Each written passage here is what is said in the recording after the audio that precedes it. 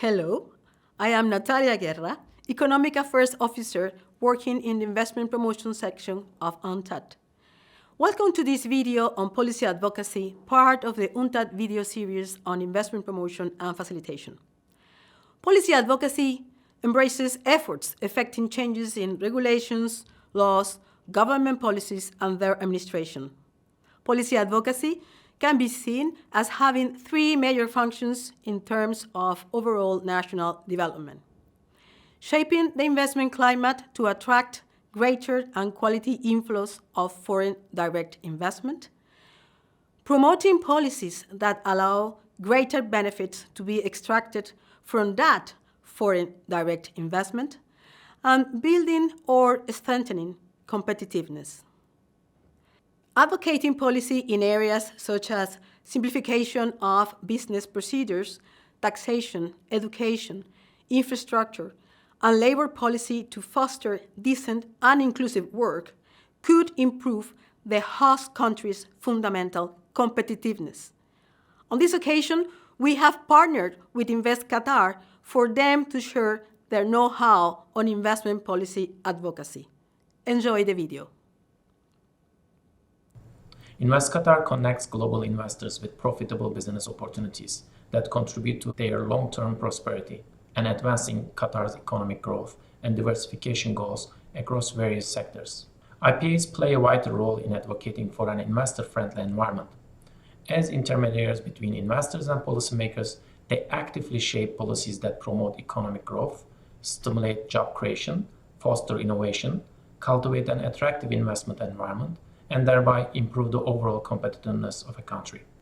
In order to establish the function of policy advocacy and promote a collaborative approach, IPA Qatar took 4 essential steps, which included developing a comprehensive strategy in line with national objectives, defining an institutional framework, planning for stakeholder engagement and collaborations, setting the modus operandi, which includes 5 critical stages of policy advocacy. These are agenda setting, identifying key challenges, analyzing existing issues, formulating solution options, and evaluating outcomes. Policy advocacy begins with defining the agenda and prioritizing focus areas in line with the organizational and departmental objectives, national mandates, and global aspirations such as the Sustainable Development Goals. Once the agenda is in place, the next step is to define the business environment issues, which we do by leading and incorporating input from a variety of internal and external sources.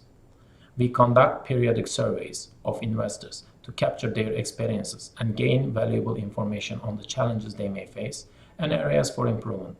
We also hold stakeholder meetings with licensing platforms, legal consultancies, business formation firms, and other relevant entities. These gatherings serve as forum for open dialogue, knowledge sharing, and collaboration on critical business environment issues. The next step is to conduct an extensive analysis to contextualize this information and identify the policy gaps by reviewing rules and regulations. After identifying the issues and understanding the regulatory framework, we draft a set of policy recommendations. And finally, we revisit the whole exercise and reassess the impact of policy recommendations. We work with relevant authorities and decision makers to ensure that our policy recommendations are consistent with existing frameworks, policy implementation is monitored, and necessary adjustments are made. Furthermore, we strengthen and broaden our experience in policy advocacy through capacity building initiatives with organizations such as UNCTAD.